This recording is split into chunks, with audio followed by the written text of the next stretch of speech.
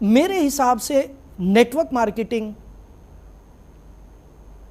किसे कहा जाए, तो इसका एक बड़ी अच्छी परिभाषा है मेरी नजर में। सैकड़ों परिभाषाएं हो सकती हैं। जो कंपनी आपको वैल्यू फॉर मनी दे रही है, जो कंपनी आपको ऑन द स्पॉट प्रोडक्ट या सर्विसेज दे रही है, और वो प्रोडक्ट और सर्विसेज वैल्यू फॉर मनी है, राइट, वो है असली नेटवर्क मार्केटिंग। और जो आपको वादा कर रही है कि तुम भैया ये ले लो, ये मेरा चश्मा है और ये पता नहीं किस किस ने लगाया था, महात्मा गांधी जी ने लगाया था, ये लो व्हाट्सअप आपको दे देता हूं, इसकी कीमत है 1.5 लाख रुपया, और साथ में 2 मेंबर और बनाओ 1.5 लाख के, गांधी जी का चश्मा उनको भी देंगे, आपको लाख रुपए का चेक मिल जाएगा। ये नेटवर्क मार्केटिंग नहीं है। It should be value for money, product और सर्विसेज साथ में होने चाहिए।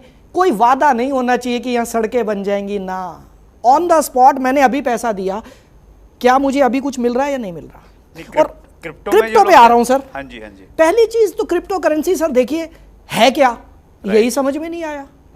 हमने तो करेंसी देखी थी जो नोट आप और हम लेते और देते थे, फिर हमने ये डिजिटल करेंसी देख ली, आप मुझे पेटीएम कर देते थे, मैं आपको कर देता था। अब ये एक ऐसी करेंसी आ गई जो आज तक किसी ने देखी नहीं है, जिसको कि फॉरेन कंट्रीज में कुछ कंट्रीज ने शायद वैलिडेट कर दिया है, भारत ने इसको वैलिडेट नहीं किया। अभी सुनने में ये आ रहा है कि जितनी भी इलीगल ट्रांजैक्शंस हो रही हैं मैक्सिमम क्रिप्टो के जरिए हो रही हैं।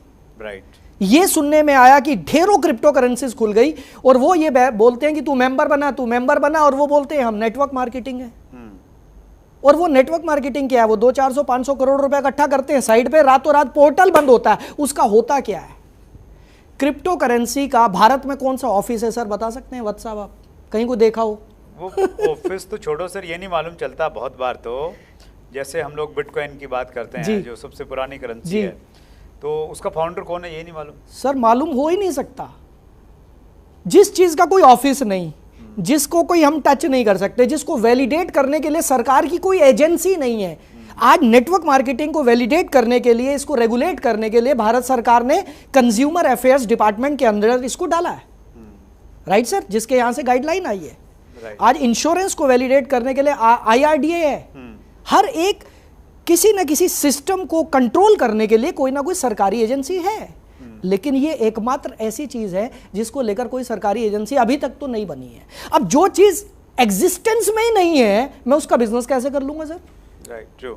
सो इट इज टिल डेट, जब तक भारत सरकार क्रिप्टो करेंसी को मान्यता नहीं दे देती, तब तक ये पूरे तरीके से इलीगल है मेरी नजर। नहीं, अगर हम लोग ये मानते हैं सर, जी, मान्यता मिल गई जी, मान्यता मिलने के बावजूद जी, ये तो करेंसी है, तो ये MLM का प्रोडक्ट कैसे बन सकती है?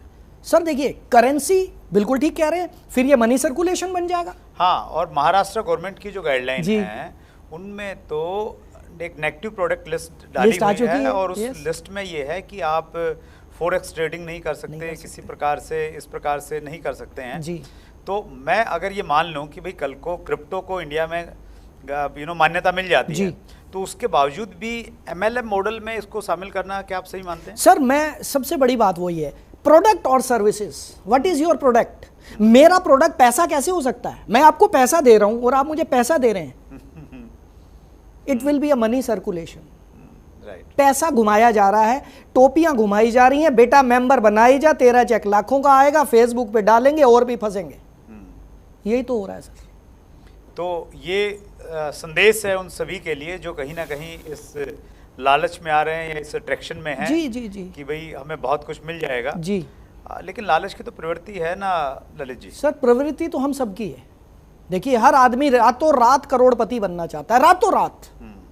हर आदमी तो शायद मैंने गलत बोल दिया, मैक्सिमम लोग है ना, मेहनत करने वाले कम हैं, रातों रात करोड़पति बनना चाहते हैं। और ऐसे लोगों को जब प्लान दिखाया जाता है, ये देख 2 4 6 8 और ये क्रिप्टो घूमा और ये डिजिटल करेंसी घूमी और ये तेरा 10 करोड़, ये तेरा 20 करोड़, ये देख बंदे ने कार खरीदी, ये देख ये देख ये देख, वो बंदा कहता है वाह, वो तो मुंह बंद नहीं कर पाता। उसके बाद पैसे हो तो हो, नहीं हो तो जेवर बेचेगा, मकान बेचेगा, जमीनें बेचेगा, लगा देगा क्रिप्टो पे, लगा देगा कुछ ऐसी कंपनियों में जिनका कोई एग्जिस्टेंस ही नहीं है, और उसके बाद फेसबुक पर लिखेगा क्या, मैं बर्बाद हो गया। किस वजह से? नेटवर्क मार्केटिंग की वजह से। ओ मेरे भाई, पहचान तो लो what is network marketing. That's great sir, आपने बहुत डिटेल में जानकारी दी सर। और हमारा मकसद यही रहता है सर कि जो कन्फ्यूजन्स हैं वो कन्फ्यूजन कहीं ना कहीं लोगों के दूर हों और लोग सही और गलत डायरेक्ट सेलिंग में फर्क पैदा कर पाएं। जी सर, यहाँ पर 1 मिनट आपको रोकना चाहूंगा प्लीज। क्योंकि इस टॉपिक पर मैं ज्यादा बोलना चाहता हूं क्योंकि लोग फंस रहे हैं। Right sir. और फंस वो लोग रहे हैं जो सीधे साधे लोग हैं, वो लोग ज्यादा फंस रहे हैं। यहां पर फ्रेंड्स मैं आप सबको बता देना चाहता हूं कि जब आप आलू खरीदने जाते हो ना, 2-3 दुकानों से पूछ लेते हो भाई रेट क्या है, सब्जी के रेट पूछ लेते हो, लेकिन जब कोई नेटवर्क मार्केटिंग कंपनी आपको मिलती है ना, आप 2-3 कंपनियां ट्राई नहीं करते, आप रिसर्च नहीं करते, आप एक ही आदमी की बात को मान लेते हैं, हाँ इसने बोला 1 करोड़ आएगा तो आएगा। भाई साहब 1 रुपया इन्वेस्ट करने से पहले भी रिसर्च कर लेना। गूगल आपकी जेब में है, यूट्यूब आपकी जेब में है। किस तरह की कंपनियां भारत में लीगल है और किस तरह की कंपनियां लीगल नहीं है, कृपया करके मेरा निवेदन है, क्योंकि हम लोगों की आधी जिंदगी नेटवर्क मार्केटिंग